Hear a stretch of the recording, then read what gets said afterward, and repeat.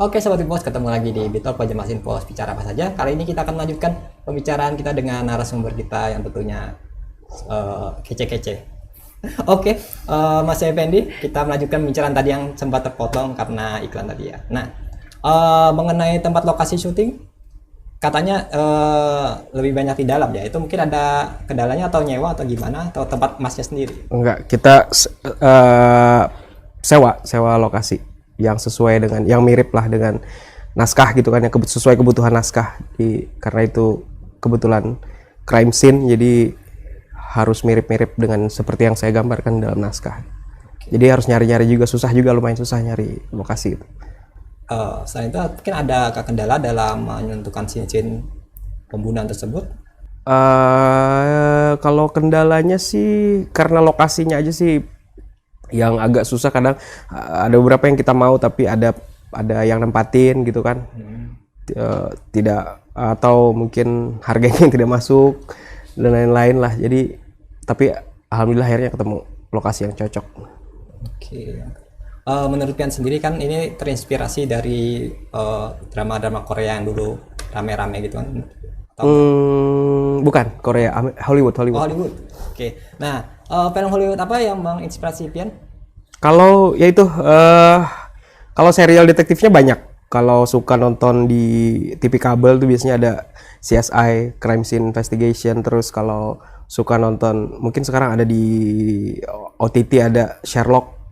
Itu juga salah satu serial detektif yang sangat-sangat menginspirasi karena kan itu memang cerita detektif yang cukup lama kan, yang ditulis novel dulunya kan gitu. Jadi banyak sih, ada CSI, ada kalau saya sebutin banyak sih di serial-serialnya, mungkin bisa ditonton. Itu ada Castle, ada Bones, ada banyak Mas. Nah, kalau Gaby sendiri mungkin senang nonton film detektif juga atau mungkin ya baru kali ini saja? Enggak sih, memang kalau suka nonton film memang yang genre-genre kayak gitu kan, misteri juga, horor dan lain-lain. Emang suka yang kayak gitu. Oke, berarti sejalan lah dengan karakternya ya. Kebetulan ya. Kebetulan. Oke. Nah kan seperti yang kita sudah tahu kan, Kalsel ini mungkin sangat jarang mengangkat genre-genre seperti ini. Apalagi kan yang paling sering itu genre horor dan juga genre mungkin mengangkat ke Kalselnya sendiri kan. Nah, bagaimana nanti menanggapi, mungkin apakah ini nanti bisa menyaingi dua genre tersebut? Kalau menyaingi sih enggak ya, maksudnya kalau film tuh sama kayak musik, sama kayak karya seni yang lain, itu sifatnya selera banget kan. Jadi selera orang tuh tidak bisa dipaksakan kan. Bahkan ibaratnya kalau makanan tuh saya suka nasi gorengnya saya dan nasi gorengnya Mas mungkin beda gitu. Saya suka yang di warung mana, Mas suka yang di warung mana kan, seperti itu misalnya. Jadi kalau niat menyaingi sih enggak. Dan membuat, sekali lagi saya bilang kalau bikin ini kemarin bukan karena bahwa genre ini akan berhasil atau apa, enggak. Cuman karena memang ini yang ketika nulis tuh kok feelingnya ini kayaknya bagus ya gitu. Jadi lebih ke kepedean aja. Saya karena merasa yakin aja gitu loh. Merasa yakin ini kayaknya bagus nih kalau saya angkat nih. Jadi nggak berdasarkan bahwa ini genre yang pas atau apa, enggak. Karena memang pengen bikinin aja. Kalau menurut Gaby sendiri, bagaimana menurut Gaby perkembangan film di Kalsel ini? Apakah mungkin untuk Gaby standar aja atau mungkin sudah meningkat atau naik turun? Meningkat sih, tapi mungkin kayak tadi dengan adanya film ini akan lebih memberi pilihan atau warna gitu kan. Tuh. Karena bukan niatnya untuk menyaingi, tapi kayak nggak melulu sejarah aja nih, nggak melulu horor aja nih, ternyata dari Kalsel juga ada yang genre-genre detektif juga nih, misteri gitu kan. Jadi kayak memberi warna aja gitu loh. Kayak yang meningkat sih harusnya. Betul. Nah kalau menurut Gaby, apa sih yang membuat masyarakat mungkin harus nonton film yang di dua sisi ini nantinya? Harus dong, karena kan kayak bakal banyak plot twist gak sih? Misteri gimana sih? Kayak kita nonton sebuah film misteri itu biasanya bakal banyak penasaran nih ya kan? Rasa penasaran yang terpancing gitu kan. Jadi kayak wajib sih nonton. Kalau aku, si Katrina. Nah, untuk targetnya sendiri mungkin? Target apanya nih? Target market? Target penontonnya nanti atau target selesainya series ini? Ya jadi sekali lagi karena ini konsepnya crowdfunding, yang kita akan produksi ini 10 menit pertamanya aja. Saya pribadi berharap dan semua yang terlibat sih pengennya ketika hasil yang kemarin kita syuting itu tayang, apresiasinya positif, kemudian orang-orang juga mau berdonasi. Karena targetnya ya orang mau berdonasi melalui situs crowdfunding yang sudah kita pilih gitu. Jadi kita harapkan orang akan merasa penasaran dengan kelanjutan ceritanya. Kalau kalian penasaran, yuk donasi biar kami bisa bikin lagi gitu. Seperti itu. Biar lanjut. Kan? Nah, kita selingin kan baca pertanyaan dari netizen. Oh, sudah ada yang nanya? Ada yang nanya. Oke. Ini untuk pertanyaan untuk Bang Fendi ya. Dari Gunadi Darmawan. Bang Fendi, siapa sutradara yang menginspirasi bikin series detektif? Sutradara ya? Ya. Kalau series detektif mungkin bukan karena sutradara, tapi sutradara yang menginspirasi bukan yang bikin series detektif, tapi sutradara film sih. Karena saya kebanyakan nonton film Hollywood. Kalau sutradara yang saya kagum itu, yang dia selalu bikin film yang hits, itu James Cameron sih. Jadi dia itu ibarat kalau cerita Raja Midas tuh apapun yang dia sentuh tuh jadi emas gitu kan. Nah, dia kan mulai dari Terminator 2, kemudian Titanic, kemudian Avatar biru. Ya. Kan itu selalu box office. Bahkan itu seluruh dunia gitu loh. Seluruh dunia tuh sepakat. Bukan cuma di Amerika yang suka, seluruh dunia. Siapa yang nggak tahu sama cerita Titanic film itu kan? Siapa yang nggak tahu Terminatornya Arnold Schwarzenegger? Siapa yang nggak tahu Avatar biru? Mungkin seluruh pelosok dunia itu tahu gitu. Nah, itu yang saya kagum sih. Maksudnya dari segi bisnis ya. Maksudnya dia bisa gitu loh. Bikin cerita yang diterima semua di seluruh dunia gitu. Gitu. Nah, kemudian ya itu jawabannya ya Mas Gunadi Darmawan. Dicatat ya. Sekarang kita ini untuk pertanyaan untuk Mbak Gaby ya, dari Octopus. Mbak Gaby punya aktor atau aktris favorit nggak yang jadi role modelnya? Siapa ya? Aku suka banget sih tiap Angelina Jolie main film tuh aku nonton semua, aku suka banget. Itu banyak misteri juga kan, dia kan banyak action gitu kan. Aku suka sih. Salah satunya film apa yang dibintangi Angelina Jolie? Lupa pasti judul filmnya. Iya benar. Iya kan? Tapi yang di dalam piramid itu, aduh aku lupa. Tomb Raider. Iya benar itu. Oke. Berarti yang genrenya petualangan gitu ya? Iya benar. Misteri. Betul juga padahal sudah tua kan ya sekarang maksudnya. Jadi bisa Cantik kan? Tetap cantik kan? Luar biasa bisa diketahui oleh orang muda. Ya ampun. Iya. Sama kayak saya masih muda dah. Ya. Ini ngomongin umur Mas. Enggak, astaga. Wah takut banget nih Mas Octopus, tolong ya memberi warnanya. Ya itu jawabannya dan untuk Mas Octopus. Ini pertanyaan lagi sebelum kita lanjut. Oke. Satu lagi ya. Dari Pina Intan. Kalau misal episode pilotnya sukses, rencananya akan dijadikan berapa episode atau kayak sinetron bakal tayang terus sesuai rating? Kalau salah satu nilai jual genre detektif di serial itu, kita bisa cerita itu nggak membosankan. Setiap episode itu pembunuhan baru kan.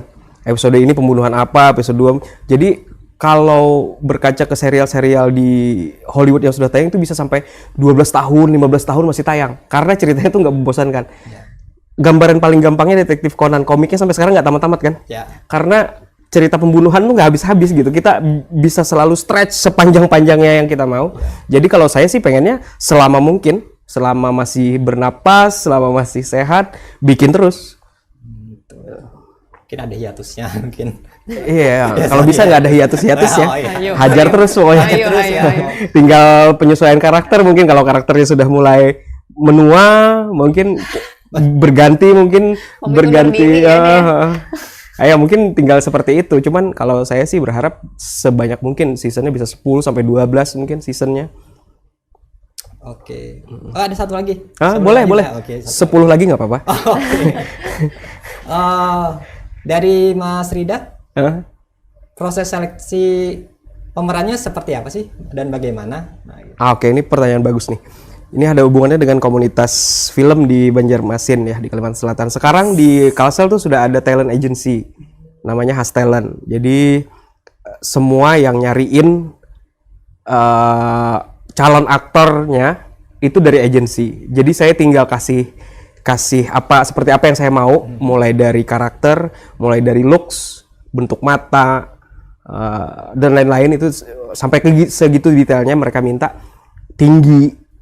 Nah, nanti mereka cari warna kulit segala macam, terus saya serahkan itu aja, tinggal mereka yang cari. Jadi kalau mau coba follow IG-nya Has Talent, kayaknya soalnya pertanyaan itu kayaknya tertarik mau jadi aktor tuh kayaknya tuh, pengen tahu iya, tuh. bisa. Jadi bahkan beberapa film besar di nasional yang syuting di sini pun pakai jasa mereka untuk nyari aktornya. Jadi silahkan di follow di situ. Jadi saya pakai jasa mereka untuk nyari aktornya. Berarti Gaby salah satu talentnya. Tadi yang dijebak tadi itu. Dijebak tadi ya. Sama Has Dijebak. Talent. Bener dijebak sama ownernya ya. Bagaimana perasaan Gaby saat ditawari ini kan? Oh, film? Series atau kan biasanya bukan itu kan iklan kan biasanya. Iya. Sebenarnya pernah sih ikut casting sebelumnya gitu. Terus di situ mungkin karena yang dicari itu mungkin nggak kayak beda jauh banget sama karakter aku gitu. Jadi kayaknya saat itu aku nggak masuk gitu. Dan habis itu kan beberapa ada waktu casting film gitu, ya sempat juga apa sih ibaratnya di direct message sama si ownernya itu kan kayak ayo datang casting. Nggak tahu kenapa hari itu aku datang. Oh, oke. Nyempetin banget gitu, ya udah. Terus tertarik ya. Terjebak akhirnya. Kayaknya pas gue banget gitu. Oke. Nah, di Kalsel sendiri bagaimana perhatian pihak swasta atau pengusaha untuk mendorong tumbuhnya film karya orang Banua? Ini untuk pertanyaan Mas Effendi. Oke, kalau secara global sih ini mungkin lebih ke wish-nya, harapannya saya gitu ya. Saya harap orang-orang berduit yang ada di Kalimantan Selatan ini mulai melirik bisnis ini gitu loh. Karena industri kreatif tuh potensi penghasilan itu eksponensial, itu nggak terbatas gitu loh. Film, musik, itu kan selama itu diputar sama orang, royaltinya akan terus dibayar gitu kan. Contohnya kayak Warkop, terus kayak lagu-lagu meskipun kayak penyanyinya sudah meninggal, dia akan tetap dapat royaltinya. Nah, saya harap sekarang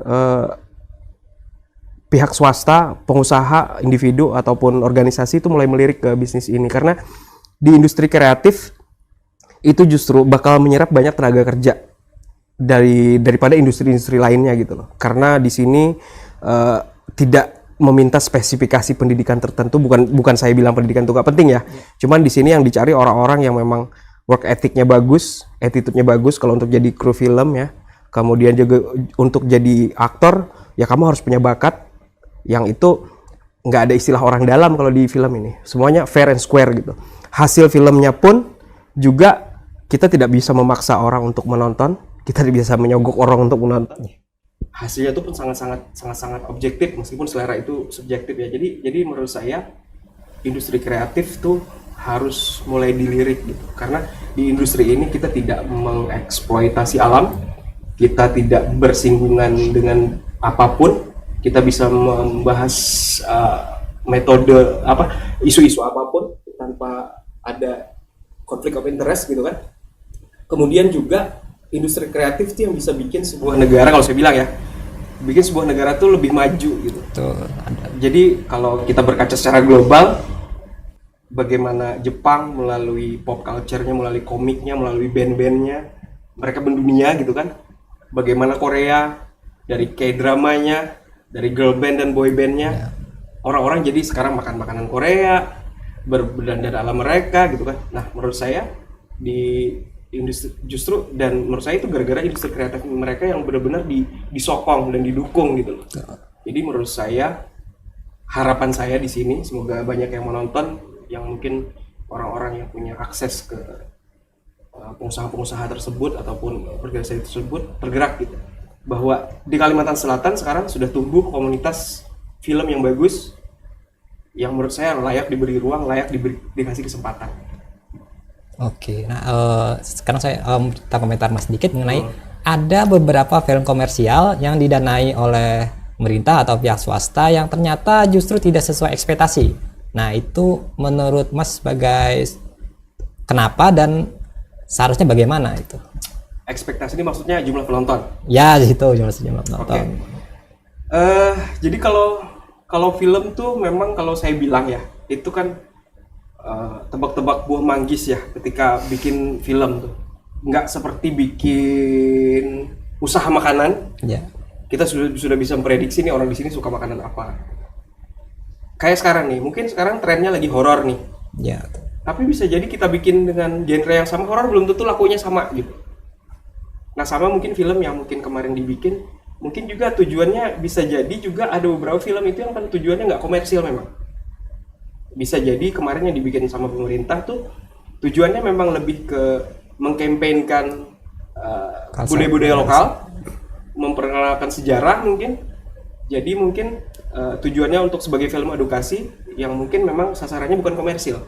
Jadi bisa jadi kalau ngomong komersil mungkin memang bukan ke situ sasarannya, tapi tujuannya mengangkat budaya lokal. Jadi siapa tahu ada yang pengen nonton film buatan Kalimantan Selatan karena ada unsur-unsur lokalnya, akhirnya oh ada nih filmnya, jadi produknya siap gitu. Jadi bisa jadi sih menurut saya kayak gitu ya. Tapi kalau memang tujuannya komersil, ya mungkin itu tadi nggak ada formula, menurut saya nggak ada formula yang baku. Saya nggak bisa bilang bahwa kita nggak bisa bilang sebuah produk ini jelek misalnya. Betul. Karena jelek dari segi apanya nggak bisa gitu. Apalagi film, kita nggak bisa menilai jelek dan buruk karena selera orang tuh beda-beda. Jadi makanya menurut saya mungkin tinggal tujuannya kemana. Mungkin bisa jadi saja yang kalau ngomong film yang tadi kemarin didanai pemerintah itu memang tujuannya mungkin bukan seperti itu. Tujuannya membuat karya yang nantinya bisa untuk jadi bahan edukasi ke orang-orang di Kalimantan Selatan ataupun di luar gitu, biar bisa melihat melalui film gitu. Oke, terima kasih. Kita jeda dulu sebentar karena ada yang mau lewat. Oke, Sobat Ipos, kita lanjutkan lagi pembicaraannya setelah ada yang lewat berikut ini.